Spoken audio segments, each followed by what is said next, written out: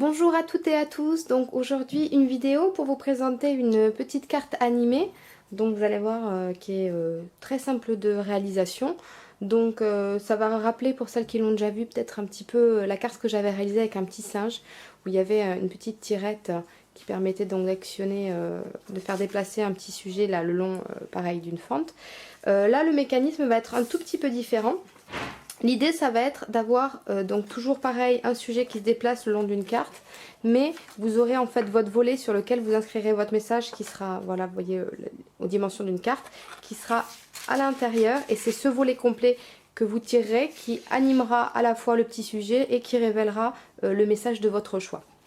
Donc pour réaliser cette carte, il va vous falloir donc la base, le petit volet et des sujets de votre choix. Alors moi j'ai décidé aujourd'hui d'utiliser une petite montgolfière que j'ai réalisée à partir de plusieurs découpes de couleurs. Donc pour le gros du mécanisme de la carte, il va falloir un grand rectangle de papier qui pour moi mesure en tout 25 cm,45 par 15,5. Donc vous faites aussi en fonction du type d'enveloppe que vous allez vouloir utiliser par la suite. Voilà, moi j'ai fait en sorte que ça puisse rentrer dans les enveloppes standards, les petites rectangulaires. Donc chacun de ces rectangles, vous voyez, celui-ci et celui-ci font les mêmes mesures, c'est-à-dire donc 15,5 par 10,7. Et j'ai rajouté ici un petit encart qui fait donc la même largeur et qui fera 4 cm de hauteur. Ça va me permettre de solidifier en fait mon mécanisme. Vous voyez, ça va être le rabat que je vais venir en coller en dessous. Voilà, pour que ça donne, vous voyez, une sorte de soufflet. Donc vous inquiétez pas, je vais récapituler lors du montage vidéo les différentes mesures au cas où j'aurais pas été claire.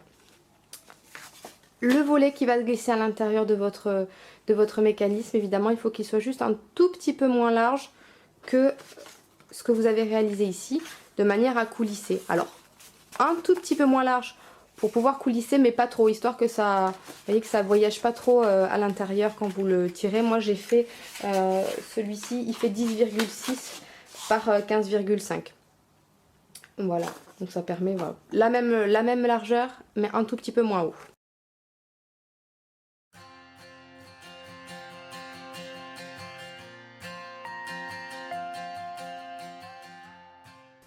Donc, ce que je dois faire, c'est tout d'abord venir encoller mon espèce de soufflet. Alors moi, je vous conseille de faire gondoler un petit peu votre papier pour qu'il y ait un petit peu de volume à l'avance. Hein.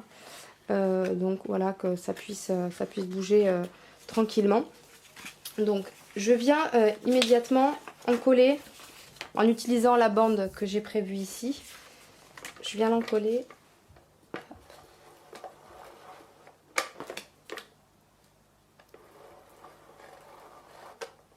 Alors je vous conseille de faire comme moi et d'utiliser pour ce type de collage là la colle qui tient bien quand même, hein, parce que si vous utilisez des petits encolleurs genre UU ou quoi qui ne collent pas grand chose, ça risque de pas tenir. Donc je viens rabattre et je fais attention qu'il y ait quand même un peu, je le colle de manière à ce qu'il y ait comme un petit ventre, vous voyez, bien bord à bord, mais hop, voilà, que ça fasse, voilà. Voyez, alors bien encollé pour que le rabat soit bien, adhère bien à l'arrière de la carte de manière à ce que ça gêne pas le mécanisme, et puis suffisamment encollé pour tenir aussi malgré les va-et-vient incessants en général de la personne qui normalement devrait être amusée par ce genre de carte et donc s'en servir. Donc voilà pour le devant de la carte pour l'instant. Maintenant je vais venir m'occuper de mon petit volet. Donc évidemment l'idée ça va être ensuite de venir le glisser ici, mais évidemment c'est plus simple de le décorer tant qu'il n'est pas à l'intérieur. Alors tout d'abord je vais m'occuper de mettre en place un système qui me permettra d'attraper, parce que vous voyez comme il fait exactement les mêmes dimensions, s'il faut que j'aille chercher chaque fois avec les doigts, c'est pas très pratique. Donc j'ai réalisé moi une sorte de petit onglet comme ceci. Alors moi j'ai réalisé le mien avec ma machine de découpe, mais je sais qu'il existe des perforatrices qui en réalisent. Sinon à main levée vous pouvez parfaitement en réaliser. Je vous montre un petit peu le motif de celui-ci si jamais vous voulez le reproduire plus ou moins. Vous voyez, le principe c'est toujours d'avoir en gros un arc de cercle qui revient vers un rectangle et vous reproduisez le motif en symétrie. Donc vous pouvez parfaitement faire ça. Hein. Moi ça m'est arrivé d'en réaliser par le passé à main levée, c'est pas difficile du tout. Parce que l'idée ça va être, vous voyez, de venir coller sur le volet l'arc de cercle et de laisser dépasser ici la petite partie rectangulaire. C'est pour ça notamment que moi j'ai pris une dimension de 15,5 parce que j'ai calculé que pour que ça rentre dans une enveloppe standard, il fallait que j'ai quand même un peu de marge ici. Parce que si vous faites exactement les mesures d'une enveloppe, vous n'aurez pas la possibilité de rajouter comme ça un petit bout qui dépasse. Donc je vais venir tout de suite coller ça ici. Voilà. Et vous collez bien. Voilà, ça va vous permettre, une fois que votre volet est glissé, voilà, vous pourrez le récupérer facilement. Donc vous prenez le petit mobile que vous avez réalisé, moi j'ai décidé d'utiliser cette petite montgolfière, et vous allez venir utiliser des mousses 3D. Donc moi j'ai réalisé la fente de manière à ce que puisse passer entre, sans buter trop, les mousses 3D rondes de petite taille. Ça c'est des mousses 3D de chez Fiskars, enfin moi j'utilise quasiment que celle-là parce qu'il y a plusieurs tailles et plusieurs formes, je les trouve vraiment super. En plus elles collent vraiment très très bien. Donc l'idée ça va être de venir en positionner, allez on va dire 2. Vous faites en fonction aussi de la largeur de votre motif de départ. Hein. Moi comme la montgolfière est assez large, je vais venir en mettre 2 côte à côte. Voilà, dans l'espace qui a été prévu pour. Hop, je vais fixer bien collé. Et je viens positionner, hop, ma montgolfière dessus. Alors, l'avantage c'est que ça va vous permettre de réaliser une butée pour pas que le volet sorte si on tire trop. Donc ça va maintenir la carte et en plus voilà, autre avantage c'est que vous avez ce petit mécanisme là, voilà, qui fonctionne à merveille. Sachant que vous pouvez également les positionner de sorte à ce que ça vous fasse une butée également là. Parce que là vous voyez je les ai pas mises assez loin. Comme quoi ça sert les erreurs. Je les ai pas mises assez loin, du coup la carte ressort un peu trop si je pousse trop à gauche. Donc ce que je vais faire, hop, c'est que je vais, alors ça évidemment je peux le faire rapidement, c'est que tout de suite je vais venir voir jusqu'à quelle limite il faudrait que je fixe pour que ça bute et que ça bloque mon mécanisme. Hop, donc celle-ci je vais venir la déplacer, je la mets vraiment à ras. Voilà, et je recolle ma montgolfière. Ce qui voilà, va me permettre, elle va buter. Vous voyez, je peux pas aller plus loin de ce côté ni de ce côté. Donc ça bloque le mécanisme de part et d'autre. Le principe vraiment de base de la carte est maintenant terminé. Il me reste à la décorer.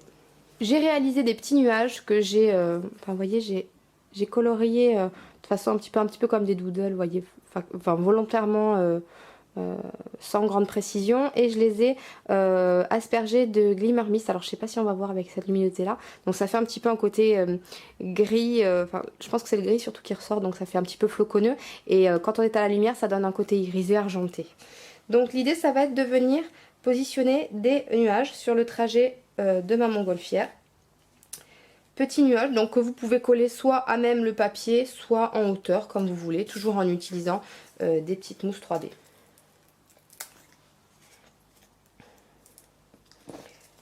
Là, par contre, un petit conseil, si vous voulez que vos motifs recouvrent un tout petit peu le tracé de la montgolfière, pensez à ne pas mettre de mousse 3D qui viendrait bloquer. Mettez-les vraiment à des endroits où vous savez qu'elles ne vont pas gêner la course de votre mobile en fait. Vous voyez, là je les ai positionnées de manière à ce qu'elles soient en haut.